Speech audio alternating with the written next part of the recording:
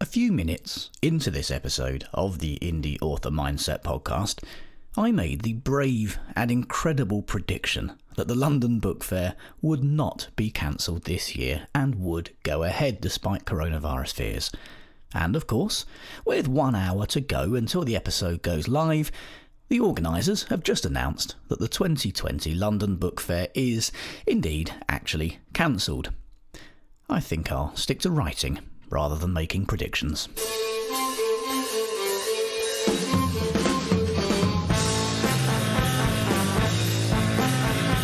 Hello and welcome to another episode of the Indie Author Mindset podcast with me, Adam Croft.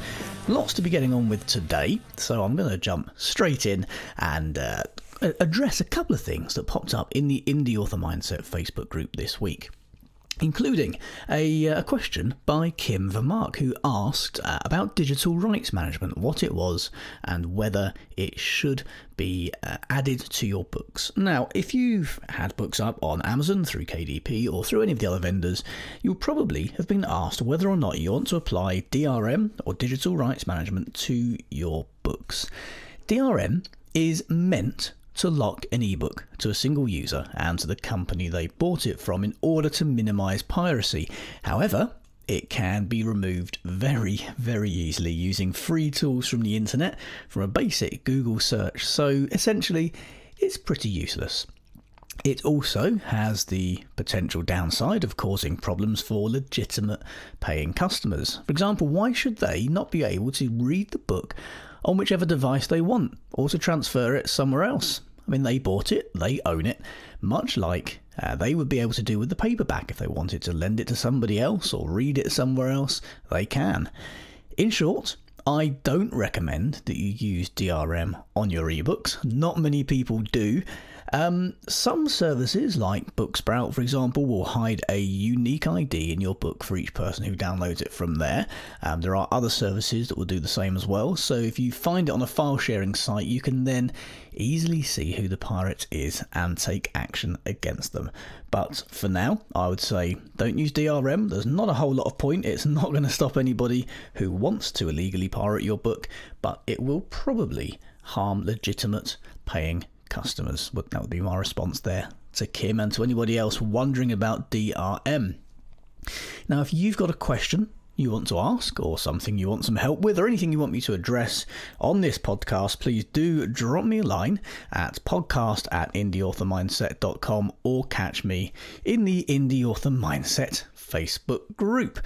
Now, talking about Facebook and talking about social media, one of the things that's been brewing quite heavily this week, not just in the indie author sphere, but in general, is, of course, coronavirus. It's been talked about all around the world, and it has permeated the author sphere, the publishing sphere this week, because next week is the London Book Fair.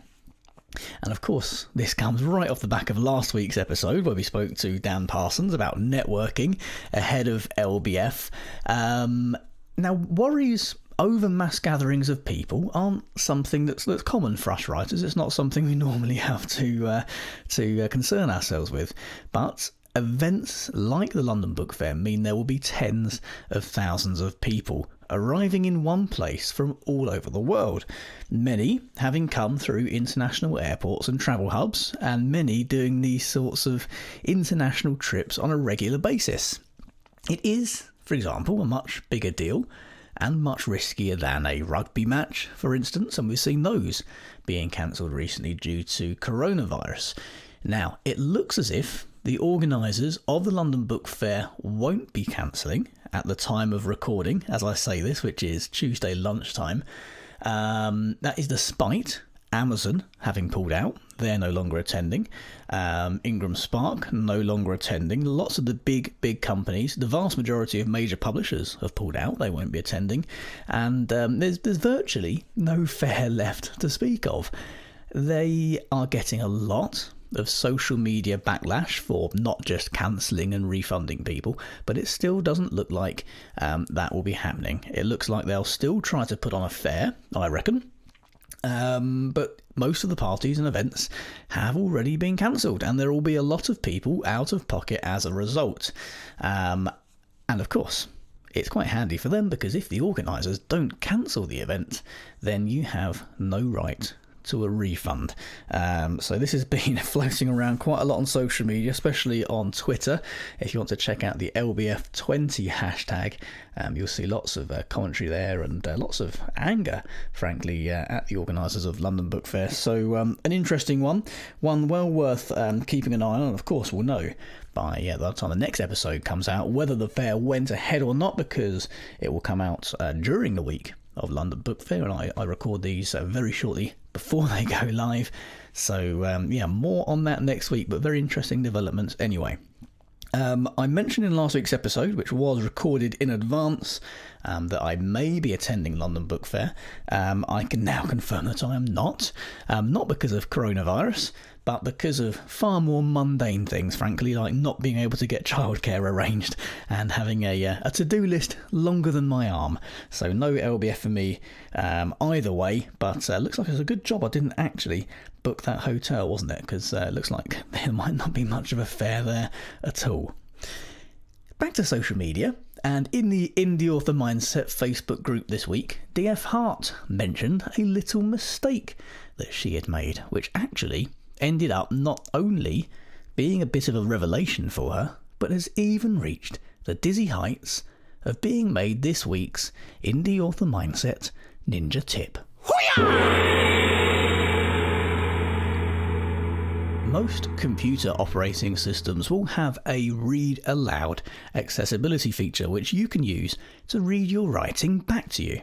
This is a great way to catch repetition, transposition and typos in your prose, and should always be the first frontier of editing after you've written your first draft. Hearing your words read back to you will give your story a new dimension, and is something you can't accurately do for yourself, for the same reasons you can't edit your own work, because you know what it's meant to say. So make full use of Siri, Cortana, or whatever the hell virtual assistant is locked inside your computer, and get it to read your first draft aloud to you. And don't forget, if there's a subject or an angle you'd like me to cover on this podcast, then please do email podcast@indieauthormindset.com or catch me in the Indie Author Mindset Facebook group. And on the subject of this podcast, anyone who has ever produced a podcast will know how much time and effort goes into doing it. For example, even this 15-minute podcast takes a number of hours each week to plan, record, edit, produce and market, not to mention the cost of hosting and advertising it. But I really do love helping other indie authors reach their goals and to cut through all of the crap that's floating around in this industry. And of course, the more time I spend helping other authors, the less time I'm spending on writing my own books. So it's something I've either got to balance very carefully, or, as is most often the case, I end up running myself down by working very long days, evenings and weekends just to keep up. Now, a few listeners have asked me about setting up a Patreon program, or Patreon, depending on how you want to say it, so that you can help support this podcast and the Indie Author Mindset community, whilst getting a few little benefits in return. And I'm now pleased to announce that the Indie Author Mindset Patreon program is live.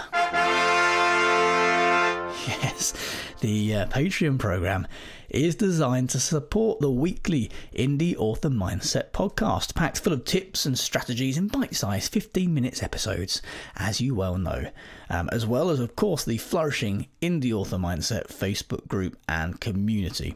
And your kind and generous patronage is what allows me to spend the time and resources helping indie authors like you.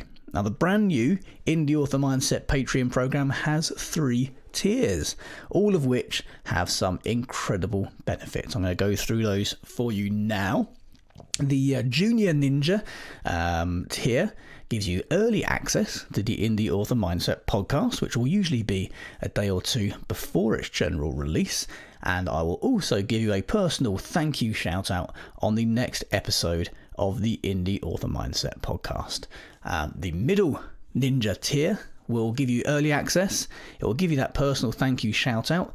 It will also give you a free Indie Author Mindset backlist ebook of your choice, access to an exclusive monthly live Q&A event for patrons only, and priority one-to-one help via email using an exclusive Patreon-only email address, which goes straight to my priority inbox. There will also be a high ninja tier, which gives you all of those things: early access to the podcast, the personal shout out, the free ebook, the free monthly live Q&A, priority help via email, and you'll also get on top of that a free Indie Author Mindset course, a 20% discount on my one-to-one coaching sessions and exclusive access to them even when they're closed to new clients, and a free ebook copy of every new Indie Author Mindset book as it's released. Now, it's very, very reasonable. It ranges from $2 a month to just $10 a month for all of those benefits. So if that is something that interests you, to claim those fantastic benefits and offers and to help support the Indie Author Mindset podcast, please head over to patreon.com/Indie Author Mindset now, or follow the link in the show notes. And don't forget, the more patrons and supporters we have, the more I can give you in return. That's patreon.com/Indie Author Mindset.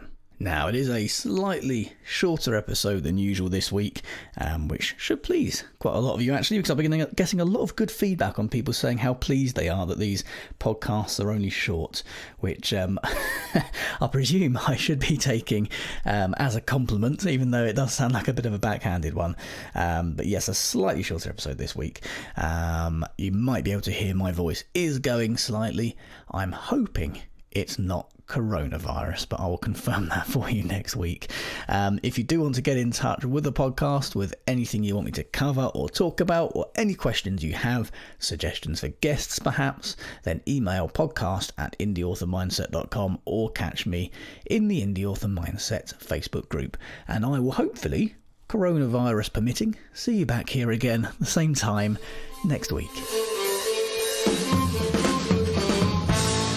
This episode of the Indie Author Mindset podcast was presented by me, Adam Croft. The theme music for this podcast is by the Caesareans. Don't forget, you can claim 50% off any Indie Author Mindset course by entering the promo code podcast at the checkout.